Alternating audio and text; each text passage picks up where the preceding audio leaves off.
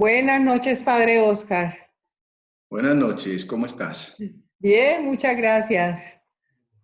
Bueno, vamos a tener entonces esta catequesis hoy de modo especial, destinado a un tema dentro de este mes de mayo muy interesante, que es el tema de la Santísima Virgen María, vista desde diferentes ángulos.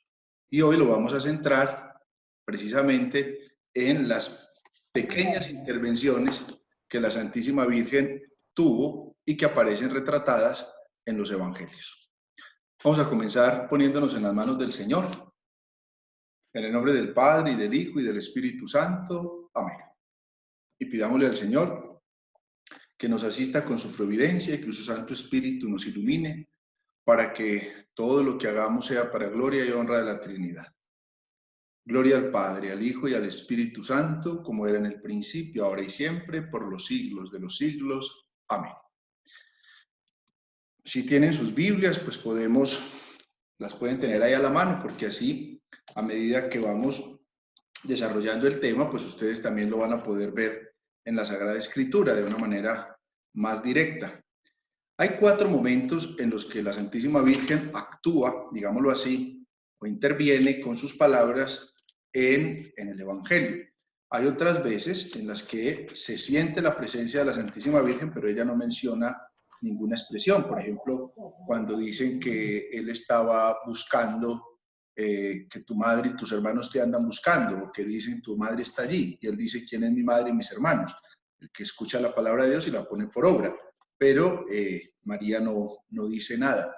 Otro es, por ejemplo, cuando el niño es presentado en el templo ante el anciano Simeón, y el anciano Simeón se dirige a María diciéndole, una espada te traspasará el alma, pero en esa ocasión tampoco María pronuncia ninguna expresión. Y lo mismo en Pentecostés, pues nos dice que ella estaba con los apóstoles. Y perdón, antes de Pentecostés, en el Calvario, pues ella está ahí cuando Jesús le dice a Juan, el discípulo, que ahí está su madre. Pero María tampoco menciona ninguna expresión ahí. Solo estas 4 que ustedes ven en la diapositiva, pues son las intervenciones de la Santísima Virgen de modo directo. 3 de ellas están en el Evangelio de Lucas y una está en el Evangelio de Juan. La primera sería el sí de María, que es cuando se da la anunciación del ángel a María, la encarnación del Hijo de Dios, que la vamos a encontrar en Lucas, en el capítulo 1. Y María habla expresamente en el número 34 y en el número 38. Luego, María, la Madre de Dios al servicio de los demás, que es la visita que María hace a su prima Santa Isabel. Y se da este himno que llamamos el Magnificat. Proclama mi alma la grandeza del Señor, se alegra mi espíritu en Dios mi Salvador y demás. El otro es en Lucas 2:48, cuando el niño Jesús se pierde en la caminata que ellos están haciendo en un momento de adoración o de obligación cultural de los judíos. Ellos van a Jerusalén, el niño Jesús se les pierde y luego lo encuentran en medio de los doctores de la ley. Y finalmente, pues encontramos a María, lo trae el Evangelio de Juan, en lo que llamamos las bodas de Caná, cuando María interviene de modo directo diciéndole pues que se les acabó el vino, que por favor pongan el vino, hagan lo que él les diga. Vamos a concentrarnos entonces en la primera de estas. Está el sí de María en Lucas, en el capítulo 1, versículos del 34 al 38. Voy a leerlo en su conjunto para que podamos comprender como el conjunto, pero luego vamos a centrarnos en las 2 únicas expresiones de María que están en el versículo 34 y en el versículo 38. Empieza desde el versículo 26. Al 6º mes envió Dios el ángel Gabriel a un pueblo de Galilea llamado Nazaret, a una virgen desposada con un hombre llamado José. A una virgen desposada con un hombre llamado José de la casa de David. La virgen se llamaba María. Cuando entró, le dijo, alégrate, llena de gracia, el Señor está contigo. Ella se conturbó por estas palabras y se preguntaba qué significaba aquel saludo. El ángel le dijo, no temas, María, porque has hallado gracia delante de Dios. Vas a concebir en tu seno y a dar a luz un hijo a quien pondrás por nombre Jesús. Él será grande, le llamarán Hijo del Altísimo, y el Señor Dios le dará el trono de David, su padre. Reinará sobre la casa de Jacob por los siglos y su reino no tendrá fin. María respondió al ángel: ¿Cómo será esto posible si no conozco varón? El ángel le respondió: el Espíritu Santo vendrá sobre ti y el poder del Altísimo te cubrirá con su sombra. Por eso el que va a nacer será santo y le llamarán Hijo de Dios. Mira, también Isabel, tu pariente, ha concebido un hijo en su vejez y ya está en el 6º mes, la que era considerada estéril, porque no hay nada imposible para Dios.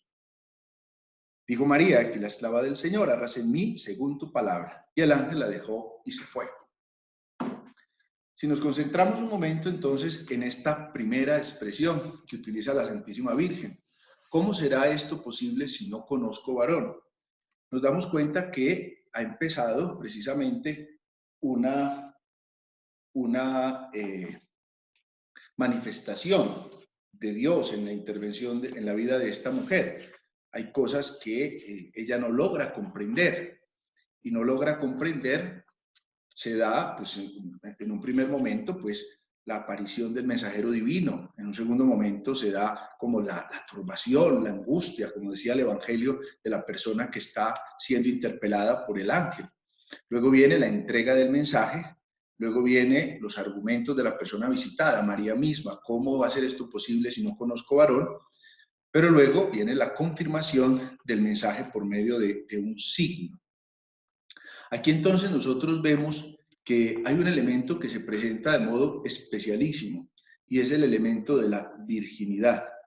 Nosotros nos damos cuenta que hay un claro reclamo a lo que el profeta Isaías dice en el capítulo 7, versículo 14. Isaías en el capítulo 7, versículo 14 dice: pues bien, el Señor mismo va a daros una señal. Mirad, una doncella está encinta y va a dar a luz un hijo al que pondrán por nombre Emmanuel. Encontramos entonces nosotros la figura bien especial con relación al tema de la virginidad. Aquí hay un elemento que va a aparecer de modo radical. ¿Por qué? Porque la madre del Mesías, como lo va a decir el profeta Isaías, o como lo va a profetizar este profeta, pues es ante todo una virgen. Se encarga el texto mismo de mostrarnos desde el principio eso. La llegada del mensajero divino es ante una joven, es una mujer joven, y la saluda. Y obviamente esa mujer se siente un poquito confundida, pero viene entonces esa mujer y hace esa pregunta: pero ¿cómo va a ser esto posible si yo no conozco varón? Y viene obviamente una respuesta que el ángel le da, y luego una manifestación propiamente de la aceptación de María, lo que llamamos el fiat de María, María que acepta. Ahí nosotros descubrimos cómo hay una clara referencia al tema de esa filiación virginal. Ahí hay un elemento que no sobra, al contrario, se genera una vinculación. Vean que desde el principio se encarga de decirnos que María estaba prometida a José.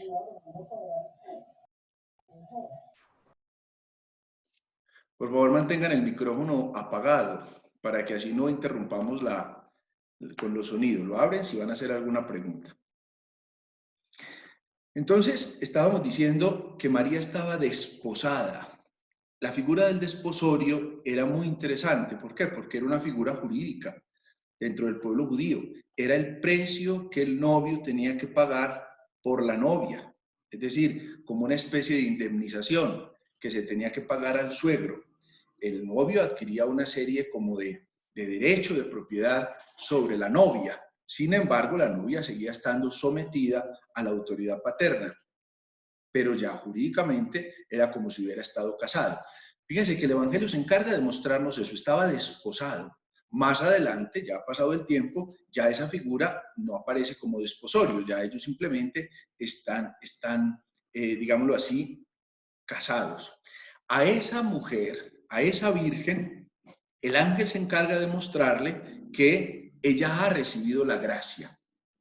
Lo que quiere decir que lo que antecede a esta pregunta que estamos hablando, ¿cómo será esto posible si no conozco varón?, es porque está una gracia concedida expresamente a esa persona a la que se le va a asignar una tarea fundamental dentro del plan de salvación, que es la tarea de ser propiamente la madre del Mesías.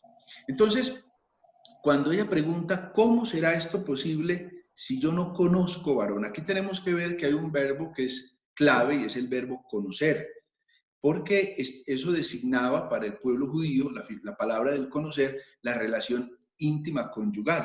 O sea que esta mujer está advirtiendo, pues yo no he tenido propiamente relaciones íntimas, entonces, ¿cómo va a ser esto posible? Fíjese que en cierta medida es una especie de interrogación. Esa interrogación o ese interrogante que ella está haciendo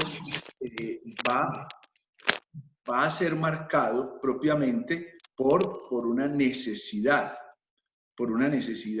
de algún tipo de respuesta. Frente a esto, ¿yo qué más puedo hacer? No es que sea propiamente una incredulidad a lo que el ángel está diciendo. Ella está presentando una realidad. Nosotros, digámoslo así, de la María histórica, es decir, de lo que históricamente podamos saber de María, no sabemos nada. ¿De dónde nos viene que los papás de la Santísima Virgen se llamaban Joaquín y Ana? Nos vienen de la tradición que estaba escrita en otra especie de libros, o que estaba dentro de la mentalidad o de la historia del pueblo que se llevaba de voz a voz. Pero en la Sagrada Escritura, por ejemplo, no se mencionan los papás de la Santísima Virgen. Solo se menciona en la genealogía al papá de José, que se llamaba Jacob, pero tampoco se dice nada en particular. ¿Y por qué no? Porque es que en el fondo la historia de cualquiera de los personajes bíblicos del Nuevo Testamento giran en torno a la figura de Jesús. Por eso no interesa la historia de ninguno más. La Escritura no nos dice en qué día o a qué hora o en qué lugar nació la Virgen, no nos dice cómo se formó o quiénes fueron sus amigos, no nos dice ni siquiera cómo murió. La Escritura no nos dice eso. La Escritura nos dice lo que en relación a María es fundamental con relación a Jesús. Y por eso aquí, ¿qué es lo que nosotros estamos descubriendo? Estamos descubriendo que se expresa la acción de Dios en María y la acción de Dios con María. Esa figura entonces hace relación a la figura de María, que es ante todo virgen. Y el ángel en la explicación que le da, le va a decir, el Espíritu Santo vendrá sobre ti. ¿Por qué? Porque Dios te ha apartado para él. Sí, Marianita, ¿qué quieres decir o preguntar? Padre, mi pregunta es que, ¿por qué a María sí creyó y Zacarías, que también se le apareció el ángel y le dijo la misma pregunta? ¿Cómo será esto o cómo sabré que esto será si yo soy viejo y de edad avanzada? ¿Por qué Zacarías, que hizo la misma pregunta que la Virgen y puso la realidad de que él es viejo y de edad avanzada, no creyó y nuestra Santísima Virgen sí creyó? Pues yo viendo como el texto completo, veo que en la de Zacarías dice que él se llenó de miedo. En cambio, la Virgen no tenía miedo. Pues el ángel le dijo, no tengas miedo, y ella se turbó un poco, pero ella no tenía miedo. Es por eso, Padre, porque es la misma pregunta y la misma realidad. Esa pregunta la tengo desde miles de navidades atrás. ¿Cuántas serán las miles de navidades que te han tocado, Marianita? Pero muy interesante tu pregunta, y es que hay una conexión muy estrecha entre la figura de Juan el Bautista y la figura de Jesús, entre la concepción del Bautista y la concepción de Jesús. Fíjate que en la del Bautista, el que es anunciado por el ángel es precisamente el anciano, Zacarías. En cambio, en esta es primero María. Pero fíjate que en ambos casos, hay en cierta medida una especie como de incredulidad. Solo que aquí en esta pareja la incredulidad le viene de José. José resuelve repudiarla en secreto, pero una vez que el ángel se le aparece en sueños, José se levantó e hizo lo que le mandó el ángel. ¿Qué nos quiere mostrar esto? Es que nos quiere mostrar que, como les decía ahorita, pues no es que de buenas a primeras era fácil comprender este misterio. Entonces, por eso es más que normal que haya una cierta incredulidad. pero esa incredulidad se ve finiquitada porque el plan de Dios se va realizando. Solo que aquí María inmediatamente, lo que no lo relata frente a Zacarías, María inmediatamente va a responder la segunda frase que está ahí. Bueno, aquí está la esclava del Señor, hágase en mí según su palabra. ¿Por qué? Porque viene el ángel y le va a explicar que es que el hijo de María es engendrado por Dios mismo. Jesús será sin duda hijo de María, pero no se nos puede olvidar que Jesús de María asume toda la realidad humana y Dios va actuando en esos acontecimientos humanos que va manifestando. Incluso el ángel le va a citar a Génesis en el capítulo 18 cuando le dice, porque es que para Dios nada hay imposible. Y entonces ahí viene la figura de María, que ella viene y se entrega. He aquí la esclava del Señor, hágase en mí según su palabra. Es decir, María que se pone al servicio de Dios, no hace más que obedecer al plan de Dios. Por eso la respuesta de María se sitúa dentro de la historia de la salvación que se está manifestando, como lo va a manifestar más adelante Cristo dentro de su misma pasión. Mi tarea no es otra que cumplir la voluntad del Padre. Entonces, desde el principio viene esa figura de María que está acogiendo lo que el ángel le está diciendo. De manera pues que, de la misma manera que el pueblo de Israel a lo largo del Antiguo Testamento fue caminando y en ese caminar tuvo sus momentos de tropiezo, a veces de incredulidad y a veces de abandono, pero continúa haciéndose el plan de Dios. ¿Qué interesa entonces como conclusión de esta primera figura? Que el ángel le pone el proyecto de María, pero María pone su virginidad delante de ese proyecto. Yo que me consagré al Señor. Porque aquí hay que tener en cuenta un elemento bien especial y es el elemento de la virginidad como donación a Dios. De hecho, desde la iglesia primitiva nosotros encontramos que muchas mujeres entregaban su virginidad a Dios, se consagraban, digámoslo así, a Dios nuestro Señor. Fueron primero las vírgenes, el orden de las vírgenes que las mismas comunidades religiosas que aparecieron. Entonces, ese es el elemento que tenemos que considerar en esta primera parte. María, que se convierte de esta manera como en el primer sagrario. Ella lleva en su seno la figura del Señor. Bueno. ¿Marianita va a decir otra cosa o dejó la mano levantada? La dejé levantada, ya la bajo. Bueno, Angélica quiere decir algo. Sí, Padre, para mí es muy importante este hágase de María, Padre, porque yo creo que debe ser el eje, nosotros como católicos, cristianos, apostólicos y romanos, Padre, de verdad que para mí ese es el eje en este momento y siempre, ese hágase de María, nosotros tenemos que llevarlo en nuestro corazón. Ese le deja la libertad a Dios de poder actuar en nuestras vidas, Padre, y de verdad que es un abandono total a la voluntad de Dios. De Y verdad es que el ese es el cumplimiento. que... Y es Sí, Padre. el cumplimiento de la promesa.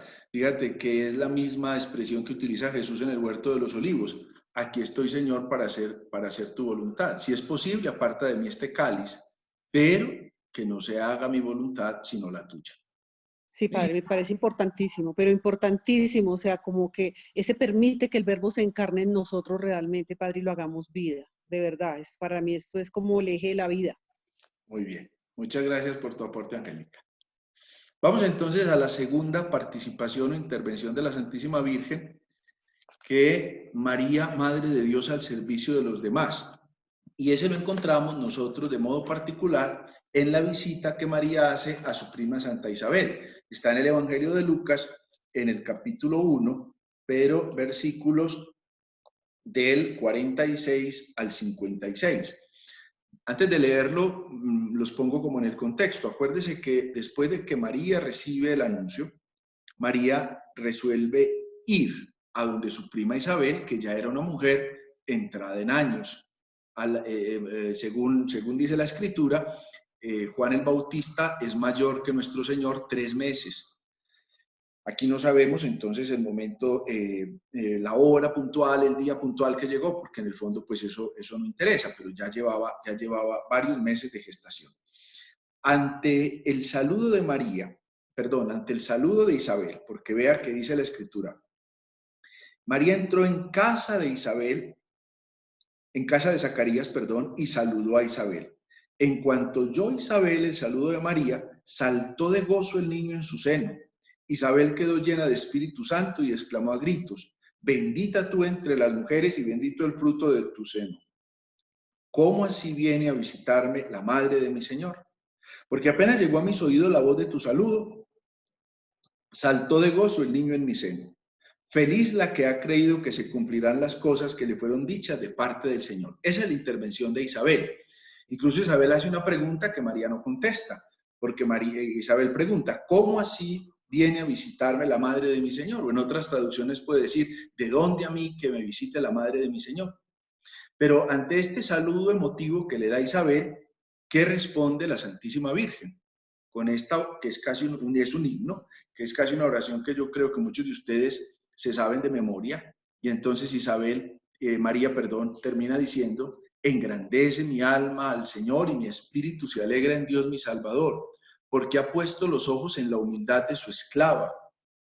Desde ahora todas las generaciones me llamarán bienaventurada, porque ha hecho en mi favor cosas grandes el poderoso. Santo es su nombre y su misericordia alcanza de generación en generación a los que le temen. Desplegó la fuerza de su brazo, dispersó a los de corazón altanero, derribó a los potentados de sus tronos y exaltó a los humildes. A los hambrientos colmó de bienes y despidió a los ricos con las manos vacías. Acogió a Israel su siervo, acordándose de la misericordia, como había anunciado a nuestros padres, en favor de Abraham y de su linaje o de su descendencia por siempre. Nosotros encontramos aquí una figura muy especial, porque es la figura de María que hace un himno. Fíjense que es una alabanza individual que María está haciendo. Ella lo eleva incluso con un respeto profundo, tan profundo que fíjese que se acerca al Padre Celestial, pero en tercera persona, ¿sí? Él ha puesto los ojos. Él ha hecho en mi favor cosas grandes, santo es su nombre, dispersó, o sea, otra persona, porque tenemos que tener en cuenta que la relación de paternidad y cercanía con el Padre Celestial nos la da Jesucristo. Nosotros somos los que nos acercamos al Padre Celestial diciéndole Abba, es decir, diciéndole papito, diciéndole papá, de la manera más cariñosa que nosotros podemos usar, pero gracias a la figura o a la explicación que Jesús nos da. Aquí María hace un himno que podríamos enmarcarlo propiamente dentro de los himnos que se usaban en el Antiguo Testamento. Voy a leerles, por ejemplo, en Primera de Samuel, en el capítulo 2, versículo del 1 al 10, la figura de Ana. Ana es la mamá de Samuel. Entonces se llama el Cántico de Ana, así lo titulan algunos, que viene siendo propiamente como el gozo que Ana siente frente a esa realidad de que ella va a ser pues mamá también en la ancianidad.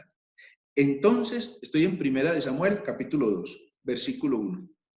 Entonces Ana dijo esta oración: mi corazón exulta en Yahvé, mi fuerza se apoya en Dios. Mi boca se burla de mis enemigos porque he gozado de su socorro. No hay santo como Yahvé, porque nadie hay fuera de ti, ni roca como nuestro Dios. No multipliquéis palabras altaneras, no salga de vuestra boca la arrogancia.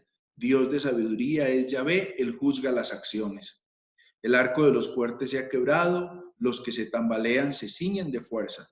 Los hartos se contratan por pan, los hambrientos dejan su trabajo. La estéril da luz 7 veces, la de muchos hijos se marchita. Yahvé da muerte y vida, hace bajar al Seol y retornar. Yahvé enriquece y despoja, abate y ensalza. Levanta del polvo al humilde, alza del muladar al indigente, para sentarlo junto a los nobles y darle en heredad trono de gloria. Pues de Yahvé son los pilares de la tierra y sobre ellos ha asentado el universo. Guarda los pasos de sus fieles y los malos perecen en tinieblas, pues el hombre no triunfa por la fuerza. Yahvé, quebrantado sus rivales, el Altísimo truena desde el cielo. Yahvé juzga los confines de la tierra, da pujanza a su rey, exalta el poder de su ungido. Cuando tengan un tiempecito, pueden hacer una comparación entre ese cántico de Ana, que está en el primer libro de Samuel, en el capítulo 2, versículo del 1 al 10, y este cántico de la Santísima Virgen que tenemos aquí nosotros en este momento de reflexión. Démonos cuenta que cada una de las palabras que la Santísima Virgen utiliza en este canto tienen también un paralelo con expresiones que ya vienen tomadas del Antiguo Testamento. Están regadas, digámoslo así, a lo largo de los salmos. Por eso no son expresiones que podríamos decir que se inventó la Virgen así de buenas a primeras, sino que se da como un cumplimiento. María logra descubrir que en lo que ella está pasando se está dando propiamente el cumplimiento de lo que es propiamente esta misericordia de Dios en la vida de ella, que en el fondo no es solo por ella, que en el fondo pues esta misericordia de Dios está marcada precisamente para ella y para los suyos, ¿cierto? Se alegra mi espíritu en Dios mi Salvador, frente a esta realidad que nosotros estamos viviendo. Démonos cuenta que María recorre un camino que está simbolizado en el camino que hace de su casa a la casa de Isabel.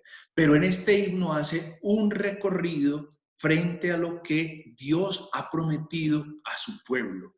Pareciera entonces que este es un himno que hace propiamente como el pueblo de Israel, frente a la promesa, frente a la intervención, frente a la actuación de Dios en esa historia.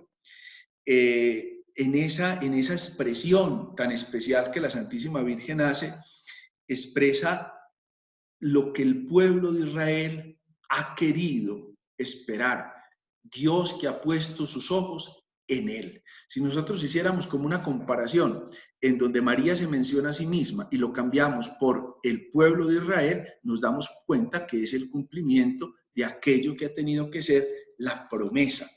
Fíjese que es el Hijo el que confiere la dignidad, no es ella misma, es que es Dios el que le ha puesto la dignidad por ser ella propiamente la madre del Señor. Fíjese que dice, engrandece mi alma al Señor. Ella no se llena como de vanagloria, cuando la otra le dice, bendita tú eres entre las mujeres. No, es que engrandece mi alma al Señor, me entrego totalmente frente a lo que el Señor ha querido hacer conmigo. Esto no es una expresión salida de la nada, al contrario, es mi alma, mi realidad interior, la que engrandece, la que alaba, la que celebra, la que proclama, la que reconoce la grandeza del Señor. Y mi espíritu se alegra en Él, que es mi Salvador. Hay una expresión importante desde el principio frente a esa figura del Salvador. Y ella reconoce que el Salvador ha puesto los ojos en ella por el elemento de la humildad. Aquí hay un elemento importante. Muchas veces hemos comprendido nosotros la humildad desde el punto de vista sociológico. Pensamos que la gente, es que es muy humilde porque es que es muy pobre. Bíblicamente estamos hablando de los anahuín. Cuando el Señor empieza, anahuín en hebreo, cuando el Señor empieza las bienaventuranzas, empieza diciendo, bienaventurados los pobres, o los humildes, pero sería los pobres de espíritu, es decir, los que son anahuín, que son los últimos, digámoslo así. Y Jesús en una de las parábolas lo presenta de una manera muy especial. Seguramente ustedes recordarán la parábola del rico y el pobre Lázaro, que al final ambos mueren y el uno va al Seol y el otro va al seno de Abraham. Entonces, ¿qué representa Lázaro? Lázaro representa ese humilde que no tiene otra cosa que abandonarse. Pero aquí, además de presentar el abandono, ella también se presenta como la esclava, es decir, ella le pertenece al Señor. Y ya lo había usado la misma expresión, solo que la dejé ahora para este momento, cuando le dijo al ángel, aquí está la esclava del Señor. Es decir, aquí está aquella que le pertenece. Y luego muestra su esperanza confiada propiamente en el futuro. El futuro que desde ahora todas las generaciones me llamarán bienaventurada. ¿Por qué? Porque ha hecho en mi favor cosas grandes el poderoso. ¿A qué cosas grandes se refiere? Aquellas cosas grandes que el pueblo de Israel hacía y encontraba precisamente la presencia de Dios en esas cosas grandes. ¿De qué manera, por ejemplo? Porque los liberó del pueblo de Israel. Ese sin duda es el acontecimiento más grande que el pueblo de Israel tiene, y de ahí viene nuestra Pascua. Viene de las diferentes victorias en las que Dios libró a su pueblo, de las diferentes veces en las que Dios rescató y salvó, acogió a su pueblo. Entonces, Él ha hecho en mi favor cosas grandes. A esas cosas grandes que no marcan otra cosa que la liberación del pueblo, la salvación del pueblo, es a las que se refiere precisamente la Santísima Virgen aquí. Santo es su nombre y su misericordia alcanza de generación en generación a todos los que le temen. Fíjese que esa misericordia hace referencia a la relación que va a existir entre Dios y su pueblo. Y aquí cuando hablamos de los que le temen, no es propiamente de los que le tienen miedo, sino de todos aquellos que temen separarse de él. Y aquí hay una cosa bien especial, porque designa, además del pueblo judío, a todas las naciones que habrán propiamente de acoger el evangelio. O sea, todos aquellos que serán temerosos de Dios, temerosos de no acoger el plan de Dios. ¿Cómo podemos comprender nosotros esta figura del temor de Dios? Porque obviamente con la palabra temor nos viene inmediatamente la figura del miedo. Es como cuando usted ama a una persona profundamente y usted no quiere ofender a esa persona, o usted expresa alguna palabra y usted queda como incómodo diciendo, esta persona se pudo haber ofendido con esa palabra. ¿Cuál es su temor? Su temor es haber ofendido al otro, ¿cierto? A veces involuntariamente. Pues esa figura es la figura que precisamente aquí en la Sagrada Escritura nos está presentando. Luego continúa haciendo la narración. Recuerden, es como si el pueblo de Israel estuviera hablando. Desplegó la fuerza de su brazo y dispersó a los de corazón altanero. ¿Cuál es la primera figura que se nos viene a nuestra mente? Se nos viene sin duda la figura del pueblo egipcio, que oprimió al pueblo judío, y luego cómo los dispersó frente a esa realidad. Y esa misma experiencia más adelante lo vive el mismo pueblo de Israel cuando se separa de Dios. Porque cuando leemos el Antiguo Testamento nos damos cuenta que en muchas ocasiones el pueblo no fue fiel. Cuando contó con un líder fuerte o radical, sea un profeta, sea un rey, sea un sumo sacerdote, que lo animó y lo fortaleció, el pueblo fue fiel. Pero en muchas ocasiones, cuando leemos el Antiguo Testamento, nos damos cuenta que ese pueblo se volvió de corazón altanero. Los profetas, ¿cuál es el reclamo que le hacen precisamente al pueblo judío? Eso, que se volvieron de corazón altanero. Por eso luego continúa diciendo, derribó a los potentados de sus tronos y exaltó a los humildes. Hace referencia a los peligros del poder, del consumismo, de la política, de la economía, del querer presentarse el mismo, o sea, el bien particular sobre el bien general. Por eso exalta a los humildes, a los hambrientos que colma de bienes, a los ricos que despide vacíos. Pero aquí esto va más allá de los bienes de consumo y va más allá de la posición social que estas personas tienen, y va a hacer referencia precisamente a que Dios permaneció fiel en su misericordia. Y por eso es importante, manifestando esta última expresión, acogió a Israel su siervo, acordándose de su misericordia, como lo había anunciado a nuestros padres. O sea, vuelve y recalca la figura de la promesa que Dios le hace a nuestro padre Abraham. Yo haré de ti una gran nación. Por eso María se declara la bienaventurada, la creyente, la que aguarda el cumplimiento de la promesa divina, la que ha descubierto cómo la mirada de Dios en ella es la mirada de Dios a su propio pueblo, un pueblo que sufre, pero un pueblo que tiene que constituirse en lo que más adelante se va a llamar la eclesía, es decir, la iglesia como una comunidad especial donde Dios ha puesto su morada, y por eso San Pablo la va a presentar de una figura muy, muy bonita, la va a presentar como esposa, la va a presentar como cuerpo, la va a presentar como templo. De manera que aquí que vemos nosotros un reclamo profundo de la totalidad del ser humano que pone su vida y su trabajo al servicio de la misericordia. Y es especial porque María, ¿qué es lo que va a hacer en la casa de Isabel? Va a servir. María va a ser servidora. Entonces este himno tan bonito del Magnificat nos muestra la figura de María como sierva de su pueblo, que espera recibir precisamente la gracia que le viene de su Señor. Vamos ahora al tercer momento que nos presenta la Escritura, que es un momento muy especial. Vamos a leerlo, está en Lucas, en el capítulo 2. Lo leo dentro del contexto para que nos podamos ubicar. Lucas capítulo 2, versículos del 41 al 50, y dice: sus padres iban todos los años a Jerusalén a la fiesta de la Pascua. Cuando cumplió los 12 años, subieron como de costumbre a la fiesta. Pasados aquellos días, ellos regresaron, pero el niño Jesús se quedó en Jerusalén sin que sus padres lo advirtieran. Creyendo que estaría en la caravana y tras hacer un día de camino, lo buscaron entre los parientes y conocidos, pero al no encontrarlo, se volvieron a Jerusalén en su busca.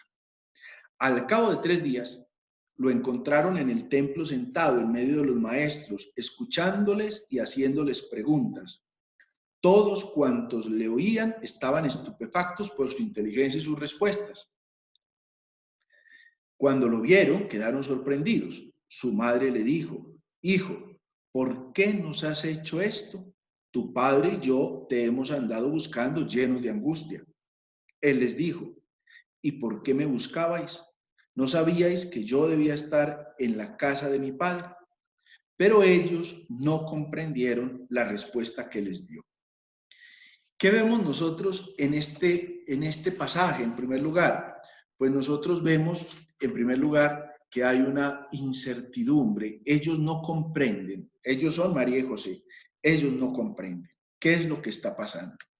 Ellos están sorprendidos. Están sorprendidos porque no encuentran a su hijo en un lugar cualquiera. No fue que el niño se distrajo jugando con sus amiguitos. El niño está en medio de los doctores.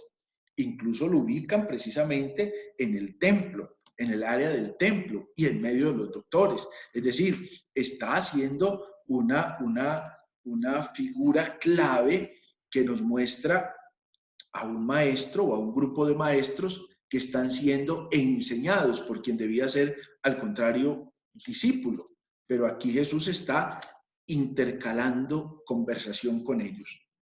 Esa frase de María en el versículo 48, ¿qué es lo que recoge? En primer lugar, pues nosotros encontramos un disgusto humano de una persona que es absolutamente comprensible. A una mamá que se le pierde el hijo, fuera su hija, si ya no se le perdió 10 minutos, duró 3 días perdido. Ellos estaban en cierta medida, ¿cómo sería la angustia que ellos pudieron tener? Pues el primer día no eran conscientes de que el niño se había perdido, pero los otros días, pues cómo habrá sido la angustia en medio de los gentíos que tenían que llegar a Jerusalén, porque no se nos puede olvidar que a Jerusalén la gente tenía que ir con mucha frecuencia porque habían varias fiestas cultuales que los judíos tenían que cumplir.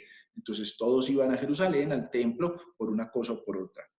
Entonces yo creo que cualquier mamá comprende precisamente lo que aquí está viviendo. Aquí hay una expresión y es que es como un dolor que involucra a los dos. ¿Por qué nos has hecho esto? Tu padre y yo. Está manifestando esa vinculación conyugal que existe entre el uno y los otros. Los papás han tenido que desandar el camino que ya ellos habían dado. Ya habían caminado un día. Imagínese usted lo que eso significa, tenerse que devolver. Pero aquí, ¿qué es lo que están manifestando? La responsabilidad que ellos han asumido frente a ese proyecto. Porque piense usted, por ejemplo, la figura de José. Cuando el ángel le dijo que Herodes estaba buscando matar a los niños, pues José cogió a su mujer y a su hijo y salió huyendo para Egipto. Entonces no es que sea una irresponsabilidad. Entonces, en este orden de ideas, aquí hay una responsabilidad que tiene que brotar de parte de ambos frente a esa tarea, que resulta incomprensible. Pero aquí es significativo porque no será la primera cosa que resulta incomprensible para la Madre de Dios. En otras ocasiones andan diciendo que Jesús está loco y por eso la mamá y los familiares de Jesús vienen a buscarlo. ¿Qué podría estar pasando en el corazón de ella? ¿por qué nos has hecho esto? Es incomprensible lo que está pasando. Sin embargo, ahí está la obediencia al proyecto de Dios, aún en medio de las incertidumbres. Y yo creo que de esa obediencia nosotros tendríamos mucho que aprender permanentemente, porque hay muchas cosas que nosotros no vamos entendiendo, pero nos vamos dando cuenta que dentro del plan de Dios, mientras estemos cumpliendo con la tarea, entonces nosotros también tenemos que abrirnos a la gracia de Dios. María y José están cumpliendo con su tarea, y por eso María no se dice, yo te estaba buscando, no, tu padre y yo, dentro de ese vínculo matrimonial que nosotros podemos descubrir aquí.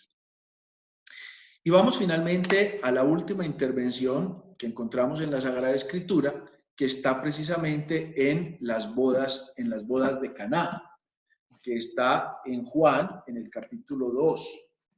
Vamos a leer el pasaje.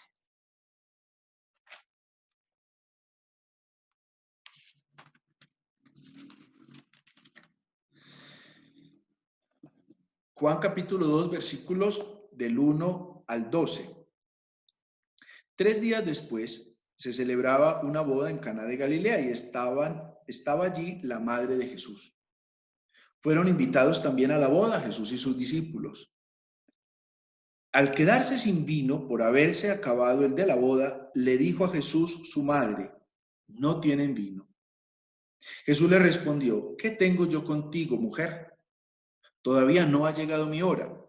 Pero su madre dijo a los sirvientes, haced lo que él os diga. Había allí 6 tinajas de piedra destinadas a la purificación de los judíos, de 2 o 3 medidas cada una. Jesús les dijo, llenad las tinajas de agua. Ellas las llenaron hasta arriba. Sacadlo ahora, les dijo, y llevadlo al maestresala. Ellos lo llevaron. Cuando el maestresala probó el agua convertida en vino, como ignoraba de dónde era, los sirvientes, los que habían sacado el agua, sí que lo sabían, llamó al novio y le dijo, todos sirven primero el vino bueno y cuando ya están bebidos el inferior. Tú, en cambio, has reservado el vino bueno hasta ahora. Este fue el comienzo de los signos que realizó Jesús en Caná de Galilea. Así manifestó su gloria y creyeron en él sus discípulos. Son 2 únicamente las expresiones que la Santísima Virgen manifiesta en este pasaje. Primera, la de no tienen vino. Y segundo, hagan lo que él les diga. Este diálogo entre Jesús y María pues no deja de sorprendernos. Uno no sabe si María le está presentando a Jesús como una realidad, vea, se les acabó el vino, o le está haciendo propiamente una petición.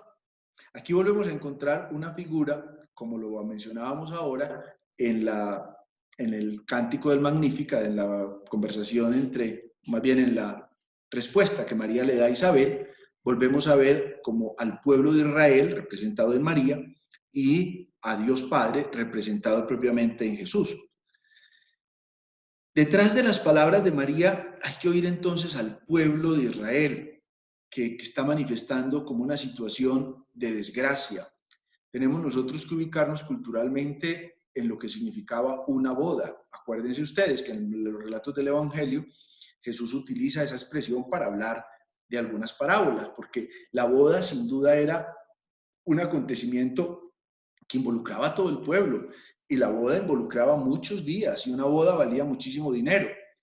Y dentro de esa boda, que se hubiera acabado el vino, significaba que se había acabado la fiesta. O sea, que era un fracaso para los novios y para los familiares de los novios, porque no habían sido capaces de poder brindar una fiesta al pueblo frente a lo que la boda significaba. O sea que es una situación en cierta medida de desgracia. Y fíjese que ante esa situación de desgracia, porque no tienen vino, Jesús responde a la esperanza de Israel dándole un vino mejor, tanto que se encarga la Escritura de mostrarlo. No solamente que hubo un vino, que sí apareció vino, sino que el vino fue mejor, al punto que el maestresala fue a decirle al dueño, pues usted cómo deja el mejor vino para el final. La madre de Jesús entonces no pide un milagro.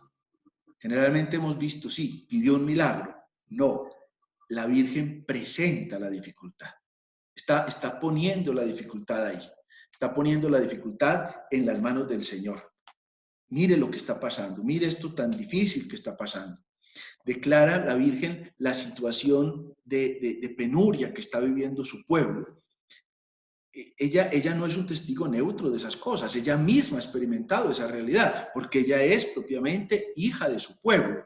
Y ahí que es tan importante esa figura de descubrir esa humanidad de María, porque es que María, como usted y como yo, experimentó la fatiga, el cansancio, el sufrimiento, la incomprensión.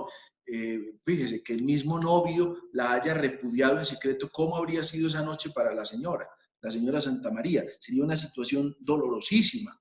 Ella misma vive la experiencia de su pueblo y esto se ve manifestado precisamente en esta expresión: ellos no tienen vino, con la confianza de que la intervención de Jesús, independientemente de la que fuera, iba a ser lo más favorable para ese pueblo. Es una expresión entonces que involucra una constatación de una realidad. Y yo creo que ahí tenemos nosotros mucho que aprender, porque a veces nosotros llegamos donde el Señor con las cosas ya hechas. Como quien dice, a Dios no le queda más remedio que hacernos caso. Vea, esto es lo que está pasando, esto es lo que yo quiero. No, al Señor tenemos que presentarle la situación, sabiendo que en esa situación que nosotros presentamos, hay un actuar de Dios que siempre será mayor. Incluso coloquialmente tenemos una frase que yo he escuchado muchísimas veces: más tiene Dios que darnos que nosotros que pedirle. Por eso esta es una figura muy bonita, es la constatación de un hecho. Ellos no tienen vino, es el sufrimiento de él. Pero luego, a renglón seguido, viene la Virgen y les dice: bueno, haga cualquier cosa que les diga, hagan lo que él les esté diciendo. María no le responde a Jesús. Acuérdense que Jesús le preguntó: ¿a ti y a mí qué? Como quien dice, esta fiesta no es de nosotros, ¿por qué nos interesa este asunto?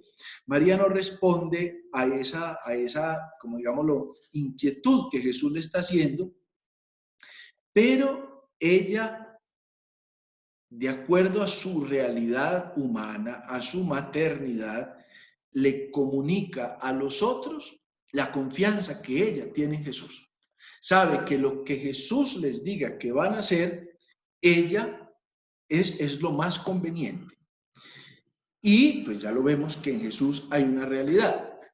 Y la realidad es hacer la voluntad del Padre. Ahí hay un elemento que yo creo que siempre nosotros tendríamos que constatar, y es lograr hacer caso a lo que el Padre, por medio de Jesús, nos está revelando.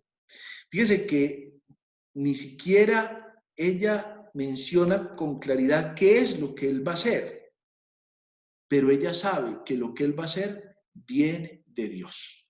Es una figura muy especial, que nosotros encontramos también un eco en el Antiguo Testamento. Recuerden, por ejemplo, cuando está en el libro del Génesis, por ahí en el capítulo 4, el capítulo 41, cuando los pueblos se quedan después de la sequía sin comida, y ya está José, el hijo undécimo de nuestro padre Israel, Jacob. El faraón, ¿qué dice? Hagan lo que José les diga. O sea, se ha abandonado profundamente en la figura de José. Y entonces es interesante ver ese paralelo entre la respuesta del faraón, que sabe que José va a poder sanar al pueblo de la hambruna en que está, y la figura de María, que viene a decirnos: bueno, hagan lo que él dice. El primero, José, el hijo de Israel, no José el papá del niño Jesús. José le da pan a su pueblo, Génesis 41, después de esa sequía, y Jesús viene y le da vino a su pueblo. Por eso esa comparación tan bonita entre María y el pueblo de Israel, porque es una realidad que nos pone a todos en la condición. María es la que interviene en nombre del pueblo. Vean entonces ustedes que en estas 4 intervenciones que la Santísima Virgen tiene de modo explícito en la Sagrada Escritura, nosotros encontramos la figura de un pueblo que clama al Señor, que reconoce lo que ha hecho y se dona. Primer elemento. Reconoce cuál es su condición y se dona. Ella reconoce que es virgen y eso es lo que está donando. Pero en esa donación que ella hace, al mismo tiempo está diciendo, cual sea el plan de Dios, yo estoy dispuesta a acogerlo. En segundo lugar, ella que recorriendo su historia, la historia de su pueblo, que es la misma historia de su vida, reconoce cómo la obra es del Señor y agradece al Señor por eso, lo ensalza precisamente por eso, porque el Señor ha actuado en su pueblo. En tercer lugar, ella no logra comprender todas estas circunstancias, es más que comprensible. María va teniendo también un desarrollo paulatino de la figura de Jesús. Nosotros no podemos pensar ni en María ni en los apóstoles que tenían todos los datos claros. Si nosotros que los tenemos aparentemente tan claros, todavía nos enredamos tanto para creerle al Señor, pues cómo la Santa Señora y los apóstoles iban a ser distintos a nosotros. Cuántas incertidumbres. Sin embargo, ella está ahí, obediente al proyecto de Dios. Bueno, quién sabe en este momento Dios para dónde nos lleva, pero este es el plan de Dios. Y finalmente, María que presenta la situación que el pueblo vive, constata, pero que está absolutamente confiada de que en lo que el Señor diga, eso será lo más conveniente para el pueblo de Dios. Porque en lo que Dios diga, Dios va actuando en beneficio y no nos da cositas, nos da lo mejor. Por eso el vino no representa simplemente un vino bueno, como el que usted se puede tomar porque lo compró o porque se lo regalaron y le pareció mejor que los que ha tomado. Este maestresala está diciendo es que el vino que nos dio fue el mejor de los vinos. Bueno, a ver, hasta aquí llegué yo. Vamos a abrir entonces las preguntas o los comentarios, que no solamente estamos compartiendo todos, ustedes también han podido leer y reflexionar y orar estos textos y tendrán también otras visiones muy especiales que nos pueden compartir. A ver, Andrés Ortiz. Padre, hola, soy yo. Andreina.